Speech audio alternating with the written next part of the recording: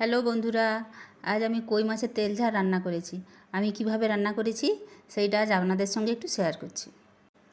প্রথমে কড়াইতে তেল গরম করে নুন হলুদ মাখিয়ে রাখা কই মাছ ভেজে তুলে নেব। এবার ওই মাছ ভাজা তেলেই বেটে রাখা পেঁয়াজ দিয়ে হালকা একটু কষিয়ে নিয়ে চেরা কাঁচা লঙ্কা দেব। এরপর সমস্ত গুঁড়ো মশলা হলুদ গুঁড়ো, জিরে গুঁড়ো, লঙ্কা গুঁড়ো, কাশ্মীরি লঙ্কা গুঁড়ো আর ধনে গুঁড়ো সব দিয়ে অল্প একটু জল দিয়ে হালকা করে কষে নেব। এবার তাতে আদা রসুন বাটা, গোটা জিরে, শুকনো লঙ্কা বাটা, টমেটো কুচি আর পরিমাণ মতো নুন দিয়ে সুন্দর করে ভালোভাবে কষিয়ে নেব। মশলাটি ভালোভাবে কষিয়ে পরিমাণ মতো জল দিয়ে ঢাকা দিয়ে ফুটিয়ে নেব, ভালো করে ফুটিয়ে নেব। এরপর ঢাকা তুলে ভেজে রাখা কই মাছগুলো দিয়ে উপর থেকে কাঁচা সর্ষে তেল ছড়িয়ে দেব, দিয়ে ঢাকা দিয়ে রান্না করে নেব।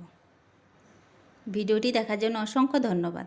সবাই ভালো থাকবেন, সুস্থ থাকবেন। ভিডিওটি ভালো লাগলে লাইক, কমেন্ট, শেয়ার করবেন। টাটা।